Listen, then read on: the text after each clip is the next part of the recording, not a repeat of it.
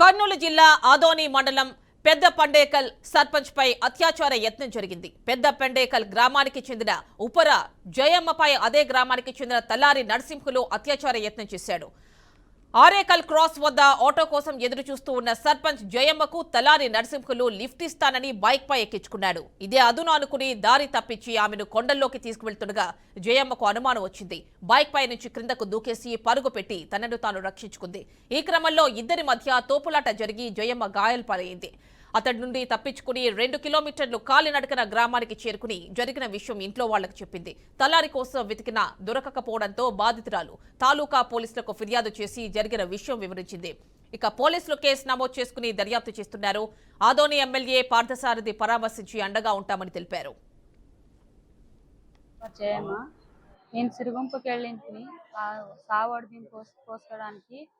ఆడ సిరుగుంపు నుంచి వచ్చి ఎమ్నూరు టర్నింగ్ కాడ దిగినాను. పెద్ద పెండేకల్లో ములుగున్న ఆటోలు ఏం లేకుండే నేను ఎమ్నూరు ఆటో ఎక్కినాను. ఎమ్నూరు ఆటో ఎక్కి ఆరేకల్ క్రాస్ దిగినాను. పెద్ద పెండేకల్లో పోయే క్రాస్కి దిగినప్పుడు మనూరు తలారి వచ్చినాడు. వచ్చినప్పుడు రామ్మ ఎక్కుదరా మనూరుకి పోదాము అన్నాడు. లేదు లేనా నువ్వు మా వాళ్ళు వస్తారు నేను వస్తానన్నాను. నేను తర్వాత లేదు రామ్మ నన్ను ఊరికే కదా పోయేదంటే సర్లే అని ఎక్కినాను. ఎక్కిన తర్వాత వాడు ఏమో నాకు అంత ఆస్తుంది ఇంత ఆస్తుంది 10 ఎకరాలు ఉంది ములుగుందిలోనే ఆడ ఈడ అన్నాడు. సర్లేనా అన్నాడు. నువ్వు మా అన్నను వద్దమ్మా మా అద్దాలు అయితే అమ్మకి మామని అన్నాడు వాడు. అనిన తర్వాత సరేలేమమ్మా అని నేను అడిగానా.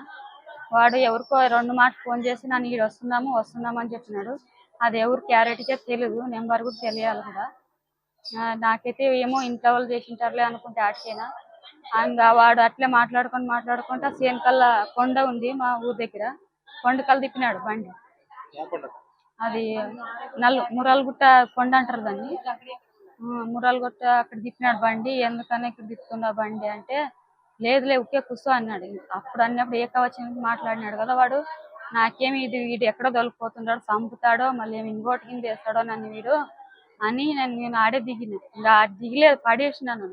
ఆడే పడి పరిగెత్తుకొని వస్తున్నాడు. వాడు ఆడే బండి ఆపి నా ఏంటి పరిగెత్తుకొని వస్తున్నాడు. ఆదోనిలో ఏ రాజకీయము కూడా పనిచేయదు.